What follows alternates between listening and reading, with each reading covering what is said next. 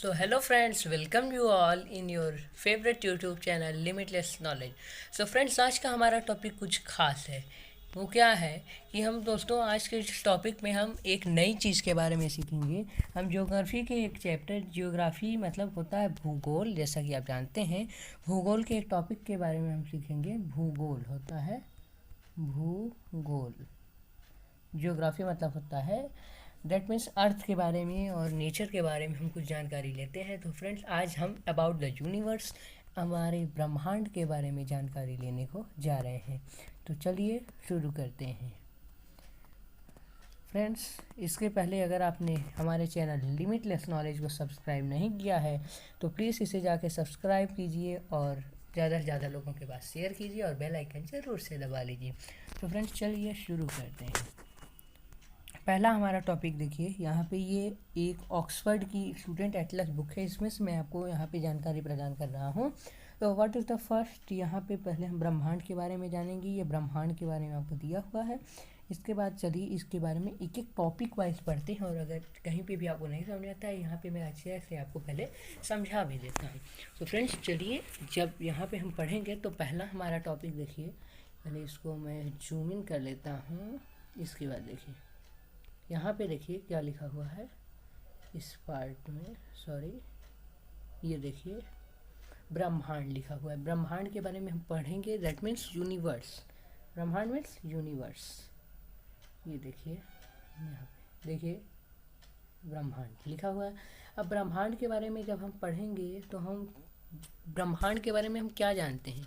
हम ब्रह्मांड के बारे में ये जानते हैं कि जितनी भी चीज़ें हमारे सोलर सिस्टम में हैं, the things that are found in our solar systems are in the universe। अब सोलर सिस्टम्स की जितनी भी चीज़ें, सूर्य हो गया, चंद्रमा हो गया, आपकी पृथ्वी हो गई, जितनी भी चीज़ें हैं आपकी, ये सारी आपकी कहाँ पाई जाती हैं? सोलर सिस्टम के अंतर्गत आपकी पाई जाती हैं। सो हियर फ्रेंड्स, हम यहाँ पे क्या करेंगे, ये देखिए यहाँ पे ब्रह्मांड, सौर मंडल का उद्भव 46,000 लाख वर्ष पूर्व हुआ था। सौर मंडल में सोलर सिस्टम के बारे में है। यह आकाश गंगा के ओरियन मृग शाखिक में स्थित है। ये कहाँ पे स्थित है? आकाश गंगा के ओरियन मृग में शाखिक में स्थित है, जो केंद्रीय उभार से, जो कि कहाँ है?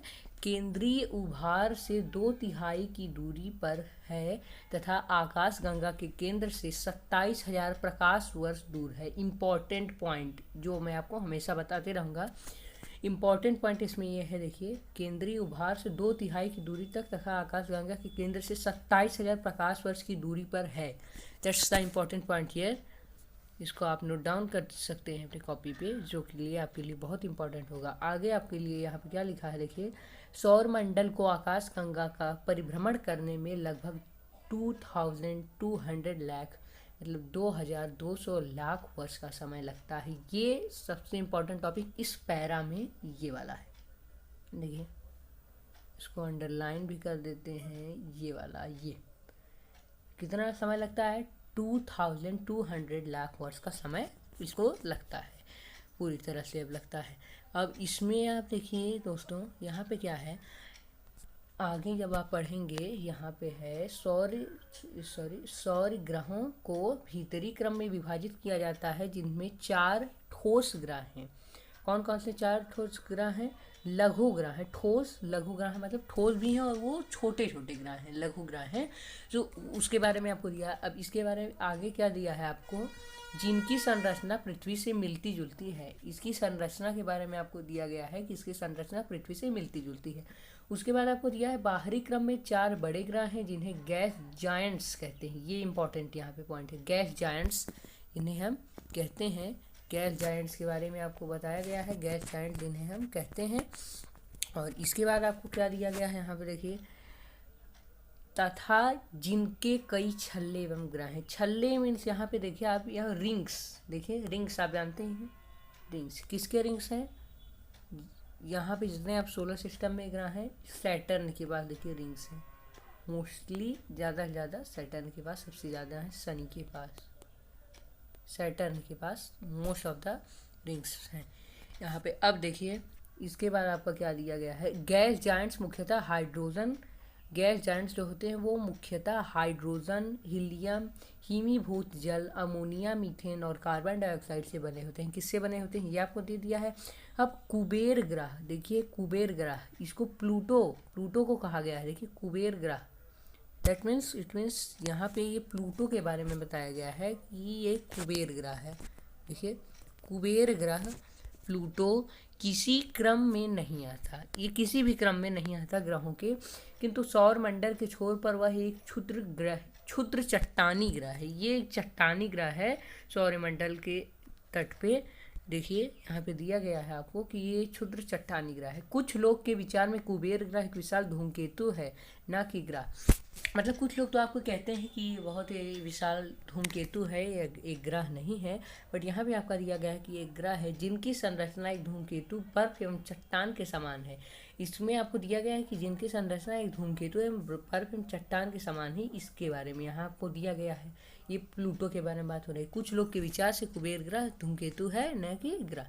इसकी संरचना एक धूमकेतु बर्फ की चट्टान के समान है, परंतु उसका परिक्रमा तथा अन्य धूमकेतुओं और ग्रहों से भिन्न है। परिक्रमण इसका जो है अन्य धूमकेतुओं और ग्रहों से भिन्न है, यहाँ पे आपको बताया गया है। इन दो ग्रही क्रमों के मध्य में तारकाय पट्टी है, जो जिसमें विभिन्न आकार के चट्टान खंड हैं होते हैं। ये इंपॉर्टेंट पॉइंट है, इसको आप नोट डाउन कर लीजिए। जी दूसरा पैरा भी हमारा होता है समाप्त। अब आगे जब हम पढ़ेंगे, ये देखिए मोस्ट इम्पॉर्टेंट टॉपिक। दोस्तों इतनी मेहनत से देखिए मैं आपको पढ़ा रहा हूँ, अगर आपने अभी तक भी चैनल को सब्सक्राइब नहीं किया तो ज़रूर सब्सक्राइब कीजिए। ग्रह सारिणी, देखिए ग्रह है, उसके बाद सूर्य से औसत दूरी दी गई मिलियन किलोमीटर में। ओके, वैसे आपको नहीं दी गई कि किलोमीटर में, कितने million kilometre, that's in million kilometre. परिक्रमण काल है रिवॉल्यूशन टाइम, व्यास है डायमीटर, और उपग्रहों की संख्या इसके satellites, number of the satellites. Here's the planet, और यहाँ सन से दूरी, परिक्रमण काल, व्यास और उपग्रहों की संख्या। बुध ग्रह है, बुध ग्रह की सूर्य से दूरी है। देखिए दोस्तों आप ये मत सोचिएगा कि ये पुराना वर्जन का मैं आपको बता रहा हूँ, जैसे बहुत से नए नए भी अभी ग्रह आपके जो हैं, जो आपके एरोनॉटिक्स डिपार्टमेंट द्वारा यहाँ पे खोजे जा रहे हैं, पर ये आपका जो है 2020 की बुक है, इसमें से आपको मैं जानकारी दे रहा हूँ। 2020 की बुक है ये, 2020 की बुक है ये, इसमें से आपको मैं जानकारी दे रहा हूँ। अब देखिए इसमें क्या है, 2020 की नवंबर में रिलीज हुई बुक है, ऑक्सफर्ड की स्टूडेंट एटलस, इसमें से मैं आपको जानकारी दे रहा हूँ, द्वितीय संस्करण भारत। अब देखिए बुध है, बुध ग्रह है, इसमें देखिए 57.9 मिलियन किलोमीटर इसकी दूरी है सूर्य से। परिक्रमण काल 88 दिनों का है। व्यास है इसका 4879 किलोमीटर। उपग्रहों की संख्या 0, there is no satellite for, कौन सा है ये, देखिए मरकरी है, बुध ग्रह है, इसके बारे में दिया गया है आपको। यहाँ भी इसके देखिए कोई भी उपग्रह नहीं पाए गए हैं। अब दूसरे ग्रह के बारे में जब हम नज़र डालेंगे तो ये दूसरा ग्रह हमारा कौन सा है, शुक्र ग्रह है। दूसरा ग्रह हमारा शुक्र है। देखिए यहाँ पे, ये देखिए शुक्र ग्रह, शुक्र के बारे में बताया गया। शुक्र का देखिए सूर्य से औसत दूरी कितनी है आपकी, 108.2 मिलियन किलोमीटर्स इसकी औसत दूरी है। एवरेज इसकी जो है क्या है, दूरी है, वो है सूर्य से शुक्र की। परिक्रमण काल 224.7 दिन। व्यास है 12,104 किलोमीटर, और उपग्रहों की संख्या 0 है। पृथ्वी 149.6 most important among this, because ये हमारा ग्रह है। देखिए पृथ्वी का 149.6 और परिक्रमण काल 365.25 दिन। व्यास है 12,756, और ग्रहों की संख्या 1 है, जो कि आपका क्या है, चंद्रमा है। देखिए जो कि आपका चंद्रमा है, चांद है, मून है, दैट्स योर मून, MOON, ये मून है आपका, यही एक इसका नेचुरल सैटेलाइट है।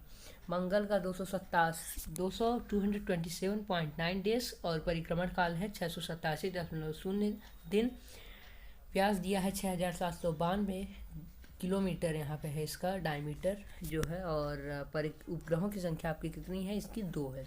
बृहस्पति है 778 डेज। परिक्रमण समय है 11.86 वर्ष, और व्यास है इसका 1,42,984 किलोमीटर। उपग्रहों की संख्या 69 करेंट उपग्रहों की संख्या यहाँ पे किसकी है, बृहस्पति की है। राइट नॉलेज यहाँ पे देखिए आपके बारे में दिया गया है, एकदम सही जानकारी मैं आपको यहाँ प्रदान कर रहा हूँ। अब शनि के बारे में देखते हैं। शनि के देखिए कितने हैं दोस्तों। जब आप यहाँ पे शनि के बारे में देखेंगे तो शनि के 1413 कितने हैं, 1433.5 है। और यहाँ पे क्या है, औसत दूरी है सूर्य से इतने मिलियन किलोमीटर, परिक्रमण काल 29.44 वर्ष, व्यास इसका है शनि का 1,20,536 किलोमीटर और उपग्रहों की संख्या 61 है। अरुण की 2872.5 मिलियन किलोमीटर, 63.80 ईयर्स परिक्रमण रिवॉल्यूशन टाइम है इसका, और 51,118 इसका डायमीटर है किलोमीटर में। इन किलोमीटर से मिलियन किलोमीटर्स में नहीं है आपका। और ये 27 इसकी उपग्रहों की संख्या है। दैट मीन्स इट्स द उपग्रहों में इतनी सैटेलाइट की संख्या है। वरुण का देखिए औसत दूरी सूर्य से कितनी है, 4,495.1 मिलियन किलोमीटर्स, एंड परिक्रमण काल 163.83 वर्ष में एक परिक्रमण लगाता है। 49,528 यहाँ पे इसका व्यास दिया गया है, और 14 इसके उपग्रहों की संख्या है। यहाँ पे कुछ और इम्पोर्टेंट पार्ट्स आपके दिए गए हैं, तो चलिए इसमें पहले नज़र डालते हैं। पहला आपका पार्ट दिया है कुबेर ग्रह प्लूटो, जो 1930 में से ग्रह माना गया था। 24 अगस्त 2006 में अंतर्राष्ट्रीय खगोलीय संघ IAU द्वारा क्षुद्र ग्रह के तौर पर पुनः वर्गीकृत किया गया है। IAU दैट मीन्स आपके यहाँ पे अंतर्राष्ट्रीय खगोलीय संघ के बारे में दिया गया है।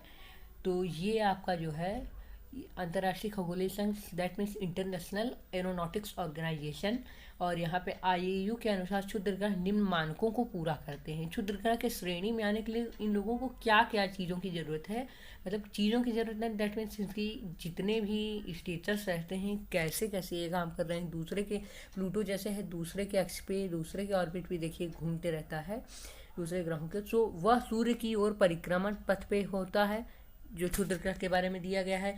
स्वतः गुरुत्व के लिए उनके पास पर्याप्त वजन होता है, जिनमें वह ठोस भौतिक ऊर्जा का सामना व कर द्रव स्थैतिक संतुलन लगभग गोलाकार आकार में रहता है। अपने परिक्रमा पथ के चारों ओर के प्रतिवेश को निर्विघ्न नहीं करता है। उसके बाद वह किसी ग्रह या अन्य अतार्कीय पिंड का उपग्रह नहीं होता है। क्षुद्र ग्रह शब्द का अभिहित करने के 2 वर्ष पश्चात IAU ने कुबेर, प्लूटो जैसे अन्य समान वरुण क्षुद्र ग्रहों को प्लूटाइड कहने का निश्चय किया। यद्यपि सारे क्षुद्र ग्रह प्लूटाइड नहीं होते हैं, वर्तमान में 4 खगोलीय पिंडों IAU ने क्षुद्र ग्रह के रूप में पुनर्परिभाषित किया गया है, जिनमें से 3 प्लूटॉइड उपश्रेणी के सदस्य हैं। इरिस, प्लूटो और नवीनतम योग मेकमेक को प्लूटॉइड के अंतर्गत वर्गीकरण किया गया है, तथा सीरियस को क्षुद्र ग्रह की श्रेणी में ही रखा गया है। सो फ्रेंड्स, आज के लिए हमारा टॉपिक इतना ही रहा। ये देखिए, इसको आप एक बार स्क्रीनशॉट ले लीजिएगा, अच्छे से आप पढ़ लीजिएगा। अगर कोई भी टॉपिक इसमें नहीं समझ में आता ज़रूर से ज़रूर पूछिएगा, मैं ज़रूर आपको अगले वीडियो में बताऊंगा। अगर अभी तक भी आपने मेरे चैनल को सब्सक्राइब नहीं किया तो ज़रूर सब्सक्राइब कीजिए, अपने दोस्तों के पास शेयर कीजिए। Thank you for watching this video. हम मिलेंगे नए टॉपिक के साथ एक नए वीडियो में। Thank you.